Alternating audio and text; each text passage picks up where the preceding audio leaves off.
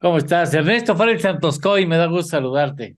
Igualmente, saludo a ti Aquí y a nuestro amable teleauditorio. en el paraguas de En torno al dinero, economía de frente, análisis de la economía mundial norteamericana y mexicana.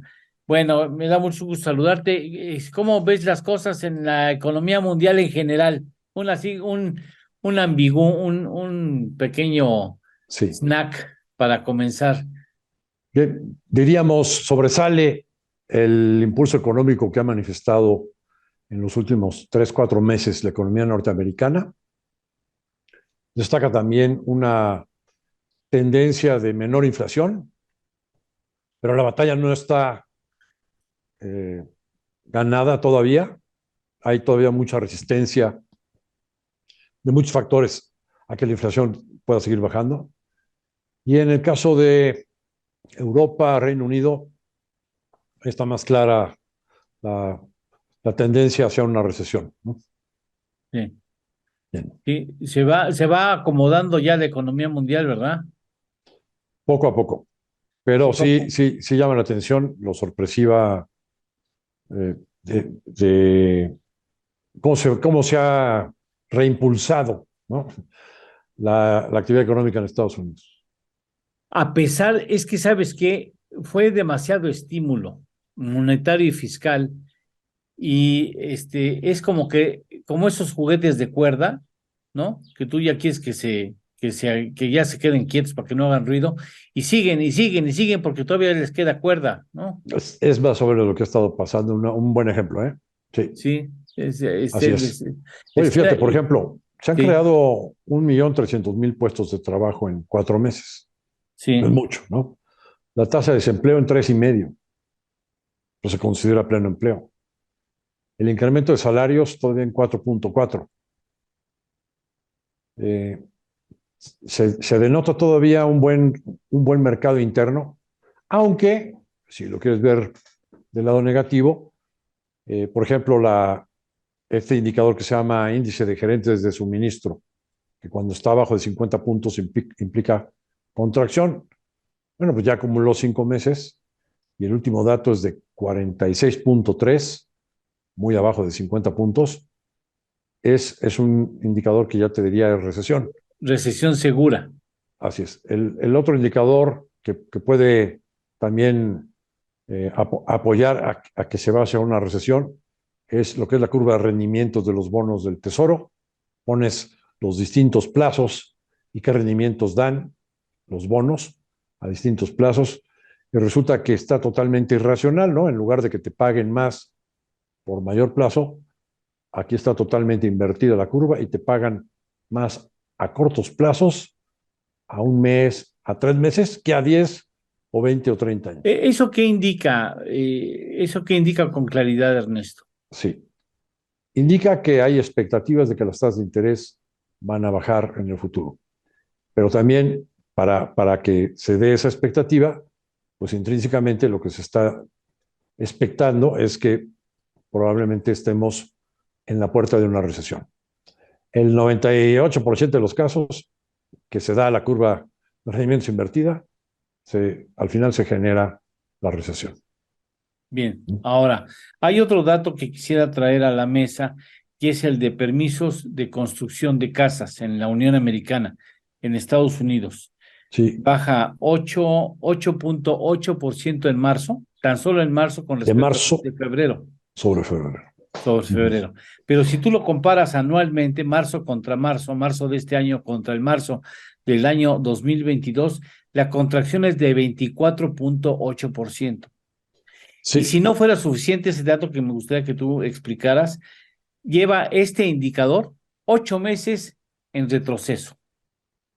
sí, es de los indicadores que más sensibles son a los incrementos de tasas de interés. Y hay que recordar que la tasa de interés empezó a subir por parte de la Reserva Federal desde marzo del 2022, ¿no? Entonces, sí es lógico que toda la cuestión de construcción de casas, créditos hipotecarios, la cuestión inmobiliaria, sobre todo de vivienda, sea la primera que se afecta ante el incremento de tasas de interés. Sí, eso, o sea, ya es como que se van perfilando con mayor precisión los datos que hablan de que la economía de Estados Unidos ya está herida de muerte, por tanto, incremento en la tasa de interés, ¿no? Todavía no sabemos en dónde va a terminar la tasa de interés, el incremento de tasas por parte de la Reserva Federal. Pero por otra parte también eh, hay todavía pronósticos de distintos economistas en el mundo. Te diría que hay tres categorías: los que ven una recesión profunda, los que ven una recesión ligera y los que ven un aterrizaje suave. Hay de los tres todavía, ¿no? No hay claridad o consenso abrumador sobre alguno de estos escenarios. Quizás Nadie mayor, o sea, que haya hay, una de las explicaciones que lleva más simpatizantes, digamos. sí, sí, sí, el de la recesión ligera, digamos que va ganando las preferencias de los pronosticadores económicos, pero todavía hay eh, importantes firmas que están pensando que no va a haber recesión y que solamente va a haber un aterrizaje suave de la economía Eso implicará que no habría un signo negativo en el comportamiento del Producto Interno Bruto en Estados Unidos. Así en es, eso Estados es Unidos. lo que implicaría, Eso es lo que que no nos hubiera. conviene a México, ¿no? Supongo, Pero le conviene a todo el mundo. Pero a ¿qué todo tan el mundo, sí. probable es? ¿No? La verdad es que no se ve tan probable.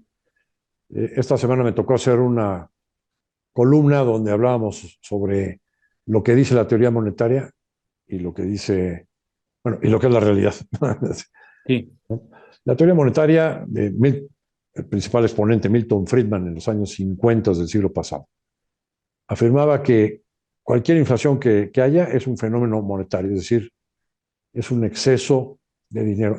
En otras palabras, si tú incrementas la cantidad de dinero en circulación y esa cantidad de dinero no es correspondida por un incremento proporcional en la producción de bienes y servicios, lo que vas a generar es inflación. Y a la inversa, si contraes la oferta de dinero, pues probablemente lo que generes es una deflación o una caída de la actividad económica. Una de dos. Bueno, pues, ¿qué es lo que ha pasado con esa teoría en las últimas décadas, ¿no? Bueno, pues, la teoría funcionaba bastante bien antes de la crisis hipotecaria.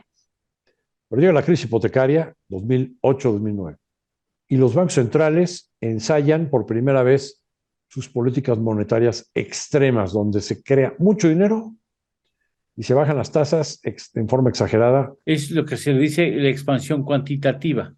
Le llaman la expansión cuantitativa. Y pues se creó dinero a lo bestia en aquella fase del 2008-2009. Y les gustó, fíjate. Fíjate que de $1 billón que había de circulación, quedaron en 4. O sea, O sea, triplicó se triplicó el dinero en la economía. del 2008 al 2011. ¿Y qué pasó en ese periodo y después? Pues resulta que no se dio el resultado esperado con la teoría. En lugar de que la inflación se subiera, la inflación permaneció del 2009 al 2019 por debajo del promedio histórico de inflación. O sea, una inflación muy, muy baja. Es más, en algunos años se estuvo incluso rondando el riesgo de entrar a una deflación. Deflación. ¿Ha tenido deflación Estados Unidos? En la historia económica del siglo, sí. La Gran Ve- Depresión, 29. el 29, hubo una mega Bueno, deflación. esa fue a nivel mundial, porque incluso Sí, Europa tardó en salir 10 años. sí, sí, sí, le pegó a todo el mundo. Le pegó a todo el mundo. Imagínate, de esas dimensiones hoy, no, bueno, quiebra la tierra, pues Bueno, hoy ¿cómo? más fácil porque hoy estamos Sí. más globalizados, más comunicados, ¿no? No, Globalizados. y las órdenes son así. ¿Cómo? ¿No? Además, Le haces una así a un teclado, clic, y ya mandaste una orden, ¿no? al teléfono. Y no, y ya llegó, Ajá. o sea, y ya se ve en la pantalla, ¿no? Eso era mucho más Bueno, rápido. entonces, ahí que en esta fase, 2009-2019, ¿qué pasó? Pues el factor de China, te diría, fue el principal factor que contribuyó a que la inflación estuviera por debajo del promedio. ¿Por qué? Pues porque China estuvo con la globalización Produce, inundando, produce, produce, produce. inundando de productos, de bienes y servicios a costos sumamente bajos, y lo que hizo es, ante un mercado abierto, globalizado, que la inflación se frenara. Bien. Después viene la pandemia, estamos hablando de febrero, marzo del 20. Vienen los confinamientos sociales y los gobiernos y los bancos centrales deciden aplicar políticas extremas. Ya comentaste la fiscal, a gastar como gobiernos cheques a las familias. En el mundo desarrollado, aquí no, en México no pasó eso. No nos tocó, nomás nos tocó ver. Así es. Y a las empresas también, ¿no? Por ejemplo, a las líneas aéreas, el gobierno de Trump les dio $50,000 millones, ¿no? Para que lograran sobrevivir. Bueno, ese gasto más el gasto, más el incremento que volvió a darse con la pandemia de la cantidad de dinero en circulación, o sea, otra vez se volvieron a aplicar las políticas monetarias extremas, pues sí generó una inflación, ahora sí, más alta que el promedio histórico, que es la inflación que hemos estado viviendo del 2022 para acá, que tiende a bajar, pero ha sido mucho más alta que el pasado, ¿no? Mucho más alta que el promedio histórico de largo plazo. Sí. Pero no es por la cantidad de dinero exclusivamente por lo que se puede explicar este incremento de la inflación, porque hubo otros factores. Por ejemplo, la invasión de Rusia en Ucrania. Pues disparó los precios de los energéticos, disparó los precios de los granos, disparó los precios de los fertilizantes y le pegó a todo el mundo. Otro factor, China, con tantos confinamientos por su política de salud extrema, ¿no? De cero tolerancia al COVID, bueno, pues generó una serie de interrupciones en las cadenas de suministro en todo el mundo. Y eso, pues también es inflacionario. Entonces, la combinación de políticas fiscales, más la política monetaria extrema, más la invasión de Rusia, más el factor de la interrupción de las cadenas de suministro en China, todo eso genera la inflación alta que hemos estado viviendo. Ahora, ¿para dónde vamos? Que sería lo interesante, ¿no? Déjame ir a una pausa Con todo y gusto. la parte que a dónde vamos la ponemos en el siguiente bloque si estás de acuerdo. Con todo gusto. Hacemos una pausa y regresamos. Estamos en Economía de Frente.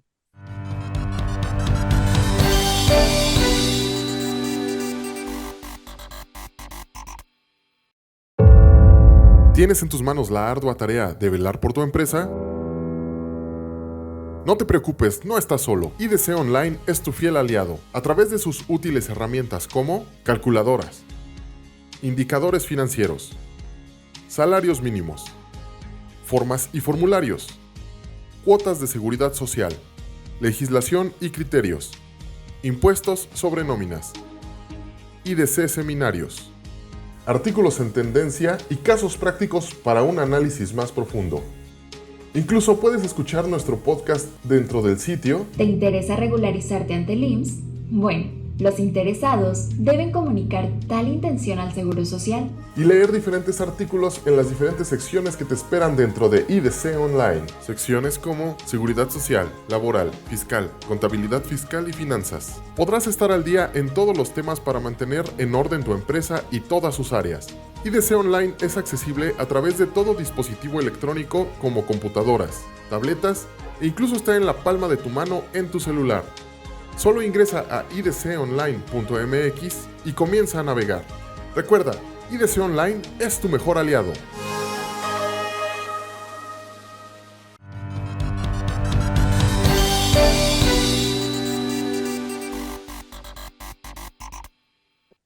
Y ahora vamos a la segunda parte. ¿Hacia dónde vamos? Bien. Desde el punto de vista monetario, lo que está sucediendo ahora es que los bancos centrales de los países ricos están desarticulando sus políticas monetarias, están subiendo tasas de interés y están saliendo a recoger dinero. ¿Cómo se hace ese recoger dinero? La inyección de dinero se hace en la política cuantitativa, la expansión cuantitativa, comprando bonos de los gobiernos a los bancos comerciales. Ellos los compran y después se los vuelven a vender. No, simplemente al momento de comprar el Banco Central los bonos, al banco que los tiene, pues le da dinero, ¿no? Y así Sí. se crea el dinero. Eh, en algunos casos incluso ha habido bonos corporativos que se han comprado a los bancos, porque con los bonos de gobiernos no alcanza para lo que quieren de incrementar la cantidad de dinero en circulación. Bien, ahora están dejando que los bonos venzan y ya no lo renuevan.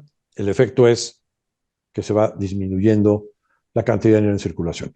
Pero, por ejemplo, en Estados Unidos, el ritmo al que se está recogiendo dinero es de alrededor de 1.3 billones en castellano, trillions dólares anuales. O sea, es importante. Pero están todos los bancos centrales de los países ricos haciendo lo mismo, contrayendo la cantidad de dinero en circulación. La teoría monetaria, nada más con esto te diría, pues vamos a una deflación o a una recesión con esta política monetaria. Sin embargo, no es el único factor que está ahí presente. Todavía tenemos la guerra con Rusia, tenemos los recortes de producción que hizo Arabia Saudita y Rusia. Sí. De octubre para acá suman 3.6 millones de barriles diarios y eso mantiene los precios del petróleo arriba de $80. Y todas estas circunstancias pues, hacen que la inflación difícilmente pueda ceder a la velocidad que nos gustaría ver que descienda la inflación, ¿no? Todavía hay factores ahí que están afectando. Y pues, nada más quería terminar con otro factor. ¿Qué me querías preguntar al respecto? No, termina mejor. El otro factor es, empezamos a ver crisis bancaria, varios bancos afectados, primero en Estados Unidos, ya hemos comentado aquí ampliamente, pero también se llegó a afectar a bancos en Suiza, en Alemania, en Canadá, el Reino Unido, y este coctelito de bancos afectados por esta crisis bancaria está generando ya una contracción del crédito. Bueno, esa contracción de crédito sí contribuirá también a una recesión, pero con inflación alta. Eso es lo que estamos viendo hacia adelante. Bien, ahora, déjame preguntarte. Finalmente, la humanidad nunca se había encontrado en el contexto que nos acabas de explicar, desde la pandemia misma, ¿no? Y cómo se atendieron las necesidades de respuesta, tanto de los países en vías de desarrollo, que lo hicieron de muy diversas formas, como los países desarrollados que tuvieron la posibilidad de aplicar esta digamos, política de expansión cuantitativa. Más la fiscal. Más exagerada. La fiscal, sí, que es exagerada, que eso hace un monto muy importante. ¿No se estará reescribiendo la teoría económica o financiera del mundo? Sí, pues básicamente lo que hemos estado ahorita comentando es decir, oye, no es nada más la teoría monetaria la que tiene la verdad. Ni la fiscal. No me iría a explicar ahorita la teoría keynesiana, que sería la contraparte, sino que la realidad es mucho más compleja que lo que dicen las teorías. Y valdría empezar a articular argumentaciones de esto, ¿no? Como que explicaciones de qué sucedió, porque finalmente pues no estamos lejos de una segunda pandemia y no de la misma naturaleza, pero en cualquier momento puede surgir otra pandemia, ¿no? Sí, por un lado puede surgir más pandemias, por otro lado. Exactamente, sí. Por otro lado, con lo que está pasando con China y Estados Unidos, estamos viendo un fenómeno de desglobalización que tampoco antes lo habíamos. Es el aspecto regional, ¿no? Como que se vuelve a tomar la idea de que no tenemos que pertenecer a la esfera global, sino tenemos que preocuparnos por lo nacional. Por lo nacional, lo regional, como dices, ¿no? Sí. Que los productores estén integrados, pero cerca del mercado, en donde están, ¿no? A donde están confluyendo. Sí. Sí es algo que también está pasando, cambiando, ¿no? Sí. Bueno, pues a lo mejor lo que se necesita es una teoría del todo, que es lo que se busca en la ciencia, ¿no? Bueno, pues a lo mejor hay que buscar una teoría del todo en la parte económica. Está interesante, o sea, el momento que nos ha tocado vivir con el previo, la pandemia y la pospandemia, da para de veras hacer consideraciones relevantes, ¿no? Sí. Las teorías están rebasadas, sí, por la realidad, sí. Fíjate qué interesante. Nos ha tocado, se reescribe la historia y en este caso es la historia la que toma el adelanto, en lugar de pensar que va a haber escritores que definen qué es lo que va a suceder, van como locos detrás de la realidad tratando de explicarla, ¿no? Así es lo que estamos viviendo en materia económica. Y eso explica también por qué Estados Unidos se resiste a esta recesión inducida que quiere el médico llevar, ¿no? A este estado de coma inducido El que quiere llevar el médico Jerome médico. Powell. Sí, el médico, no, y todos los consejeros están atrás, y la economía dice, no, ni madre, ¿por qué? ¿No? Yo, no, yo no quiero caer en recesión, ¿no? Mm. Y y eso pues finalmente conviene, como dices tú, conviene a todo el mundo, porque en una de esas se nos escapa el tigre y la recesión acaba siendo mucho más profunda y mucho más generalizada, y después nos andemos criticando que ya ves, te dije que no incrementar las tasas de interés. Que eso pasó en los 70s, ¿eh? O sea, si tuvimos, yo viví, ¿no?, tasas de interés en dólares de 14%. ¿Tú viviste esa parte? En esas épocas, sí. Y fue un error de cálculo de la Reserva Federal que quitó la restricción monetaria, digamos, demasiado pronto. Y esa es la advertencia que hace el señor Jerome Powell. No vamos a bajar tasas de interés hasta que hayamos terminado el trabajo. Y ese hasta que trabajo no tengamos claramente demostrado de que la inflación está controlada, es decir, que aún llegando al 2%, la van a seguir manteniendo por un tiempo, según lo que dice es el lo que señor están diciendo. Powell. Es lo que Pero el dice. mercado, No quiere. como acabamos de mencionar, en la curva de rendimientos muy invertida, el mercado ya está descontando que en este mismo año va a empezar a haber reducciones en las tasas de interés. ¿No sería un problema de que se hicieron adictos a, a la generación Ah, de dinero tan fácil? sí, los mercados sí se hicieron adictos a las inyecciones de liquidez Sí, extraordinarias. Sí, si les gustó. sí. Pues sí, Y, se enviciaron. y bueno, pues si te fijas, ahora las fases de desarticulación son sumamente cuidadas y explícitas. No pueden generar una sorpresa negativa en los mercados porque se derrumban.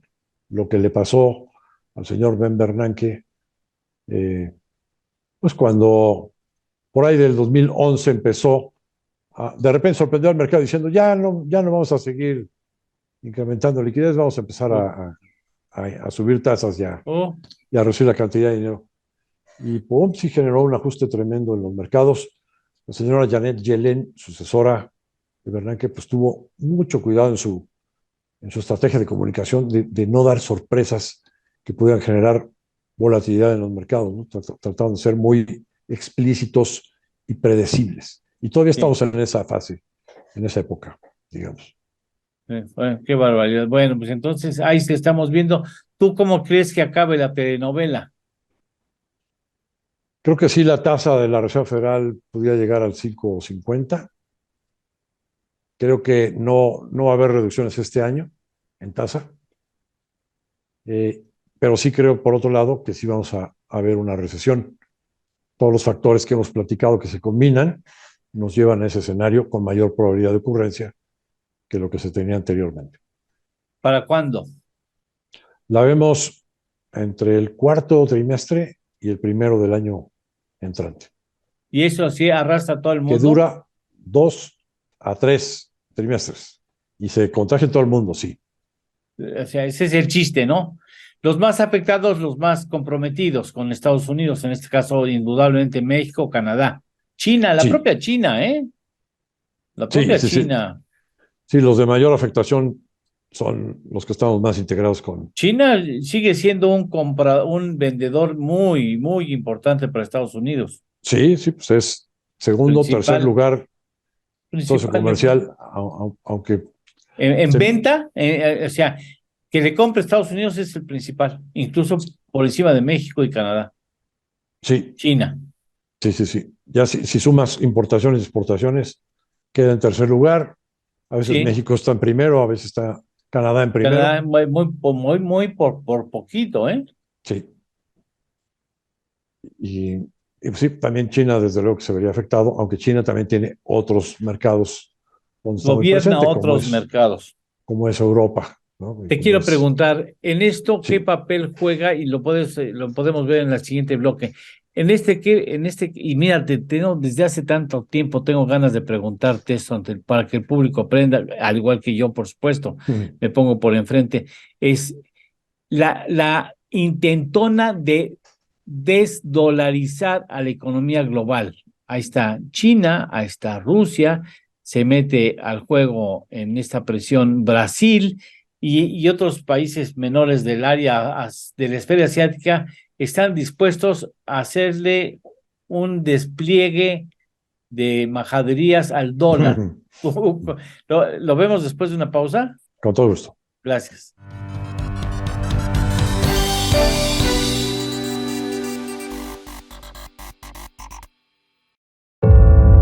¿Tienes en tus manos la ardua tarea de velar por tu empresa? No te preocupes, no estás solo. IDC Online es tu fiel aliado a través de sus útiles herramientas como calculadoras, indicadores financieros, salarios mínimos, formas y formularios, cuotas de seguridad social, legislación y criterios, impuestos sobre nóminas, IDC seminarios, artículos en tendencia y casos prácticos para un análisis más profundo. Incluso puedes escuchar nuestro podcast dentro del sitio. ¿Te interesa regularizarte ante el IMSS? Bueno, los interesados deben comunicar tal intención al Seguro Social. Y leer diferentes artículos en las diferentes secciones que te esperan dentro de IDC Online. Secciones como Seguridad Social, Laboral, Fiscal, Contabilidad Fiscal y Finanzas. Podrás estar al día en todos los temas para mantener en orden tu empresa y todas sus áreas. IDC Online es accesible a través de todo dispositivo electrónico como computadoras, tabletas e incluso está en la palma de tu mano en tu celular. Solo ingresa a idconline.mx y comienza a navegar. Recuerda, IDC Online es tu mejor aliado.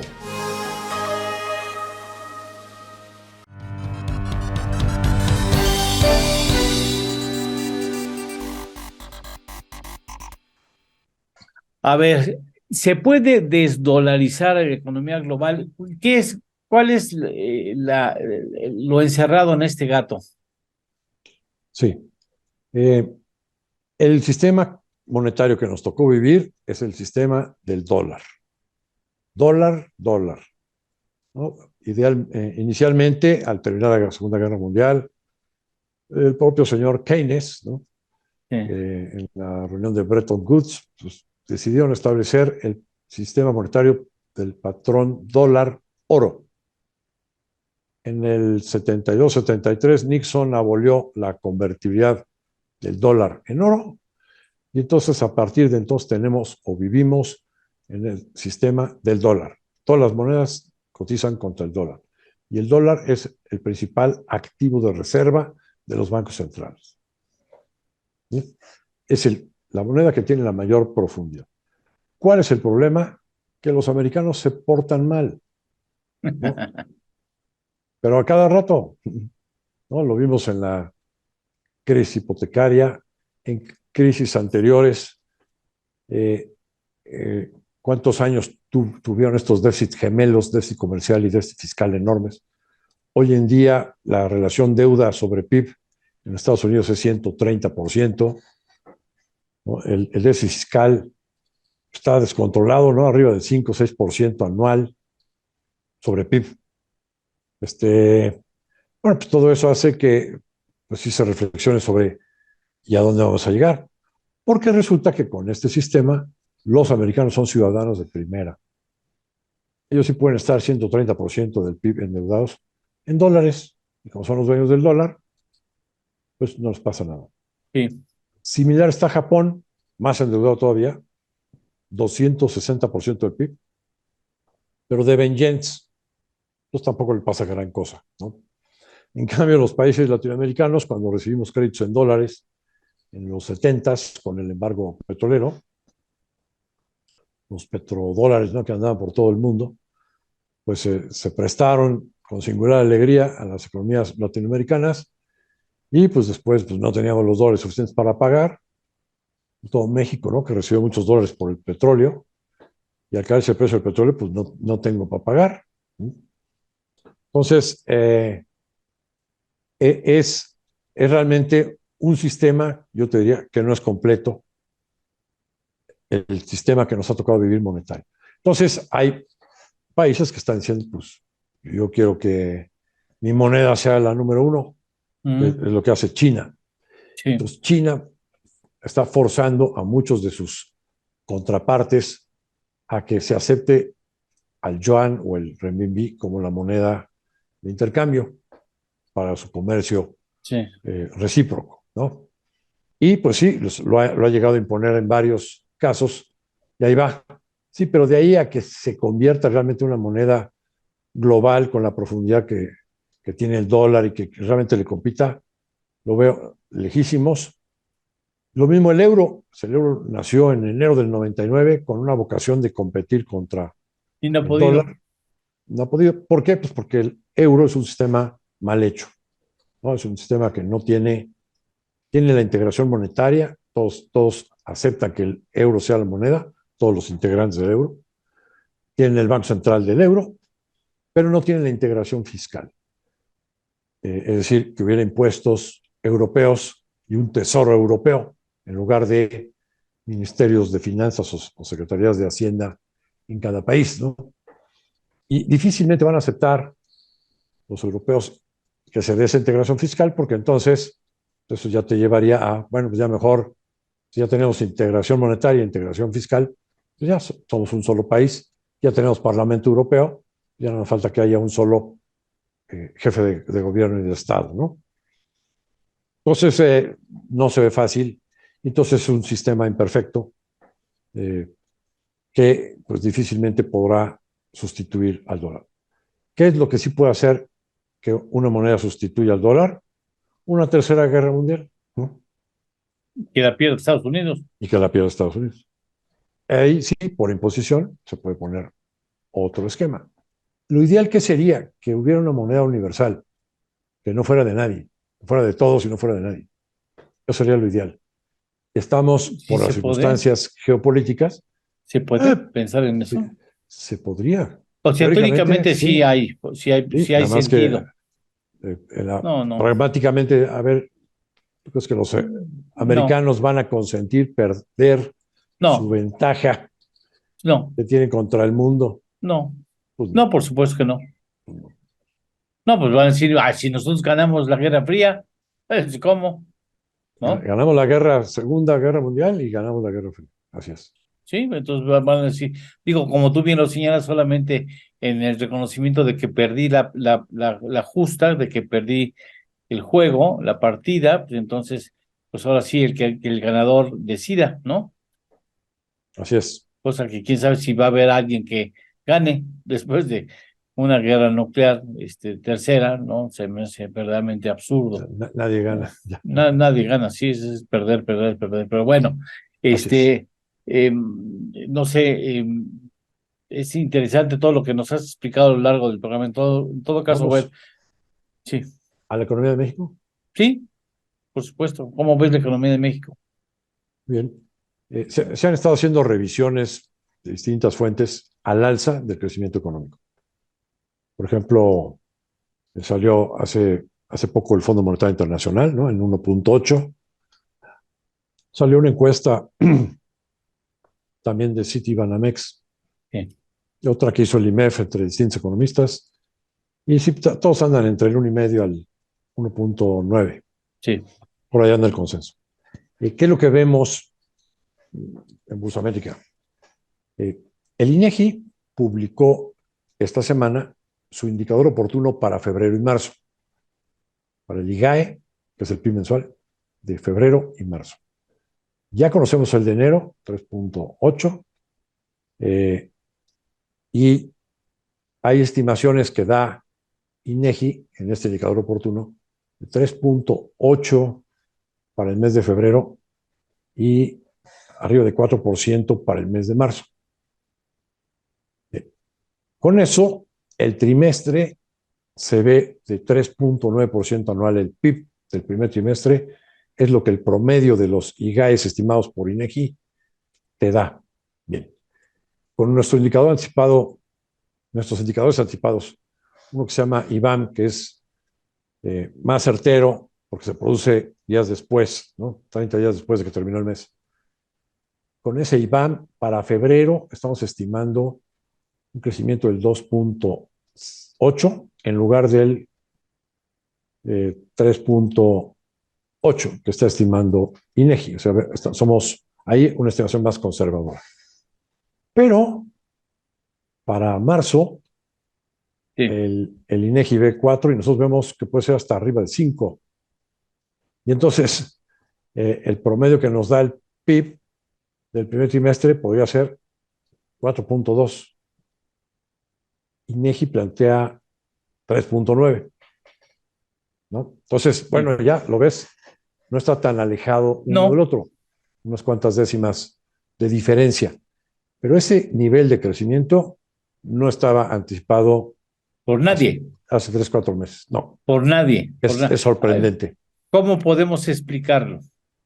Porque a su vez refleja el impulso de la actividad económica en Estados Unidos. Ese es uno de los factores. Yo te diría el más importante. La manufactura, la compra de productos, la exportación el mercado, de sí. bienes. Así es. Fíjate, por ejemplo, en las cifras de marzo, la producción automotriz creció 13%, aunque la exportación no creció más que 3.8%. Sí. Las exportaciones sí están creciendo 13% de automóviles, porque hay mercado en Estados Unidos todavía. Porque hay un mercado fuerte, ¿no? Y ese mercado fuerte es lo que hace que la economía mexicana tenga mejor actividad económica, ¿no? Sí. Con esto estamos viendo que la economía sí podría llegar a crecer incluso arriba del 2% en todo este año. En todo este año, arriba mexicana. Del 2%. Así es. Con esto sí ya estaríamos, en materia económica, nuestro Producto Interno Bruto estaría ligeramente arriba del que cerró en 2018. Con esto ya estaríamos logrando una actividad económica arriba de la de 2018, antes de la decisión del aeropuerto de Texcoco. Sí, caray. Bueno, y de la pandemia, ¿no? Tiempos aquellos. Pero el Producto Interno Bruto per cápita no, está lejos. Está muy abajo, ¿no? La contracción que se ha producido en esta administración del Producto Interno Bruto por habitante está, yo creo que en el mejor de los casos, está -3 o incluso un poco más de -3%, sí, con respecto a lo que teníamos en el 2018. Sí, si la memoria no me falla, es como por ahí del -5. Sí. Entonces, tienes por un lado que hay expectativas de crecimiento que están revisándose ligeramente al alza. Los números que ya conocemos hasta marzo nos llevan a estimar cifras altas de crecimiento en el primer trimestre. Sin embargo, para adelante las cosas no se ven bien. Si se cumple este escenario de recesión para el cuarto trimestre en Estados Unidos, pues nosotros vamos a sufrir una recesión amplificada por la falta de inversión, ¿no? Indudablemente. Así es. ¿Y caerán las remesas? Te pregunto, parecen obvias las preguntas, pero ¿caerían las remesas? También se caerían las remesas. El último dato que tuvimos fueron 4.400 millones de dólares. Incluso ya van bajando, Ya van bajando. En meses anteriores estaban arriba de 5.300. Sí, llegaron a estar, sí, claro, el año pasado. Sí. Aunque todavía estamos por arriba de los números que teníamos el año pasado, en el mismo mes, sí tiende a irse desacelerando conforme la economía de Estados Unidos se vaya desacelerando. Y junto con las menores remesas, pues también vas a tener menor comercio con el exterior, menos flujo de turismo por la recesión mundial del mundo. Y todo eso a su vez nos da menor actividad económica, pero también nos puede llevar a un dólar más alto en México, un tipo de cambio más alto, a un peso más débil. Es una combinación que no se antoja deseable. Déjame ir a una pausa y nos explicas por qué. Regresamos, estamos en Economía de Frente.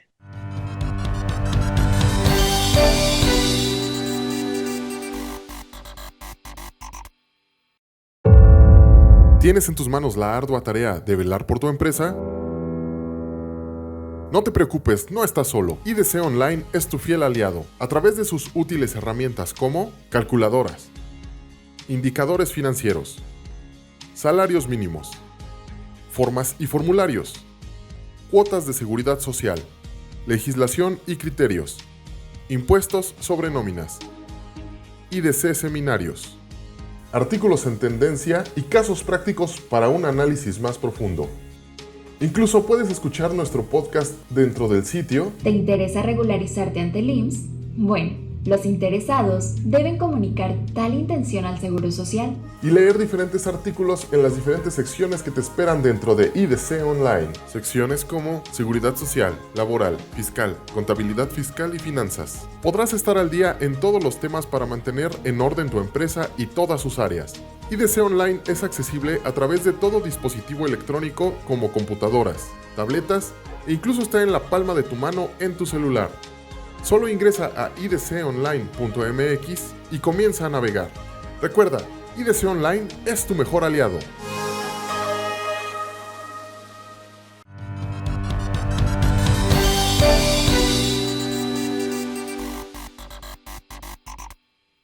Se le acabaría ¿cómo se llama? El fantasma del superpeso, del el fortachón, ¿no? Sí, sí, si tienes menos recursos, tanto para turismo como de remesas, como de exportaciones, pues obviamente que el tipo de cambio va a tener que estar más alto, ¿no? ¿Qué tan alto? Bueno, nosotros pensamos que pues ya en plena recesión del 2024, a lo mejor si ves tipos de cambio arriba de 20, 21, por ahí. Pero no lo vemos a 25, como sucedió con la pandemia, ¿eh? No, tampoco lo Sí, vemos tan alto. en marzo del 2020 vamos a tener un dólar de 25, muy cercano a 25, ¿ah? Sí, sí. Y para los temerosos sobre una posible devaluación, también diría, veamos los números fríos, ¿no? La deuda externa, Pemex, que son 107 mil millones de dólares, más lo que debe el gobierno federal afuera, es ligeramente arriba de los 200 mil millones de dólares. ¿Cuánto tenemos de reservas internacionales? 200. 200 mil millones de dólares. O sea, prácticamente tenemos lo mismo en la caja del Banco de México que lo que debemos. A ver, ¿se puede pagar? Digo, La las gente dirá, remesas, ¿por qué no perdón, pagas? las reservas internacionales no se usan para eso, ¿no? Entonces, ¿para qué se usan? Vale, te estoy preguntando lo que el Sí, público te preguntaría. Entonces, sí. no es ahora, ¿para cuándo? Pues entonces, ¿para qué queremos estar acumulando dólares O si sea, no los vamos a poder por un usar lado, siempre tiene que haber una fuente de dólares de en donde respaldo? el mercado, cuando lo requiere, pues ahí está. Sí. Eh, por otro lado, pues son parte fundamental del Banco Central, ¿no? Eh, Sí. no están hechas para estar prepagando. Podría haber ingeniería financiera para hacerlo, sí. Utilizando la reserva, sí. Pero realmente no tendría caso, ¿no? Si tú tienes un buen portafolio de deuda, que es lo que tiene México, pues ¿para qué prepagas? No, ahora las tasas están más altas. ¿Para qué prepagar? Si tuvieras necesidad de endeudarte, tendrías que endeudarte más a tasas más altas. Es que el público va a decir, bueno, a ver, ¿quieres comprar las 13 plantas de Iberdrola? Pues saca de las reservas. Te Ujú. estoy pensando lo que el público ha de decir, pues sácalas de ahí, ¿para qué quieres tener el dinero ahí parado? ¿No? Sí, sí, sí, es un pensamiento lógico, ¿no? ¿No? Pues si Este, paga bueno, y ahora que comentas esto de la compra de las de Iberdrola, plantas sí. de Iberdrola, déjame comentarte que aquí comentamos, aquí lo platicamos, que el esquema es, como lo entendemos, el siguiente. El que va a aparecer como el dueño de las plantas es el Fondo de Infraestructura del Gobierno Federal que está en Banobras. Bonadín, Ajá. Ese va a ser el dueño de la mayoría del capital de estas plantas. ¿Ok? Pero también hay un fondo, le llaman un fondo, que es una sociedad privada que se llama Infrastructure Mexico Infrastructure Mexican Infrastructure Partners. Partners. ¿Esa sociedad qué es? Es una sociedad administradora de vehículos de inversión como las CECADES, donde están invertidos principalmente en proyectos carreteros o en, Infraestructura, o en plantas de energía. que también están en Colombia. Y también están en Colombia, sí. Son el más grande de Latinoamérica. Bueno, ¿por qué está en el esquema de la compra de las plantas de Iberdrola? Porque se necesitan $6,000 millones, ¿no? Y hay que conseguirlos en algún lado.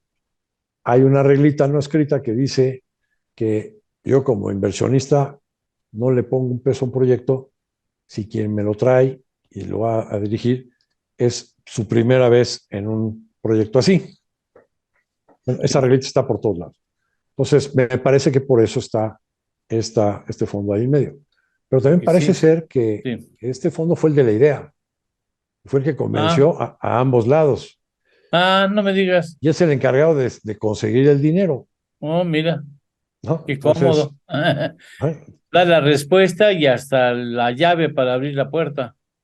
Así es. Pero no va a ser el dueño es el administrador, ¿no?, de las plantas. No es el dueño de las plantas. El dueño de las plantas va a ser teóricamente. El gobierno federal mexicano. A través de este fideicomiso de Banorte. En mi tierra dirían que el dueño es el que puso la lana. Bueno, es que una cosa es poner la lana de capital y otra cosa es poner la lana de préstamo, ¿no? Entonces, sí, porque es una inversión. Así es. Ahora, entonces, sácame hay de un una esquema de ingeniería financiera que trae muy capital sofisticada y deuda. Y muy sofisticada. O sea, la operación que derivó en la supuesta compra es que hay muchas mentiras o verdades a medias. El presidente dice que le va a comprar o que ya compró, pero no hemos comprado nada. O sea, todavía no se paga, entonces todavía no se compra. No sé. Ahora. Que se está nacionalizando. Bueno, pues sí, vamos a darle chance, ¿no? Era capital español y ahora pues, va a ser capital bueno, en todo mexicano. caso, se mexicanizó la industria, ¿no? No se nacionalizó, se mexicanizó, se hizo mexicana. Sí, ahora. si entiendes por nacionalizar una expropiación. Pues sí, y no pudo haber sido una expropiación porque hubiera tenido que ser general, no nada más parcial. Y así es, si no se la tiran en un amparo. Pero además, pues generaría mayor ruido, mayor desconfianza de los inversionistas en México. Entonces, hace mucho sentido la operación si la analizas. Por un lado, pues Iberdrola ya necesitaba salirse de esos proyectos. Son proyectos ya viejos, ¿no? Entonces, bueno, pues qué mejor manera para ellos que ahorita monetizar esos activos. Para el gobierno, pues a la fecha no han generado un incremento de un solo watt en la producción de CFE. A menos que sean más eficientes en la operación que el propio Iberdrola, cosa que a mí se me antoja un poco difícil. Pues bueno, pues está comprando lo que ya está hecho, ¿no? Pues sí. Y con eso ya tiene el 55% y ya se cumple el capricho del presidente. Y ahora resulta que eres una empresa dominante en el mercado. Ándale. La Comisión de Competencia podría impugnar, obstaculizar. Entonces, pues mejor el dueño no es CFE, el dueño es este fondo. Sí, hasta para eso. Ahora, déjame salir de una duda que es importante. A ver, el presidente, números gruesos, el presidente dice $6,000 millones. Ahora, esto es lo que le vamos a dar, se le va a dar a Iberdrola.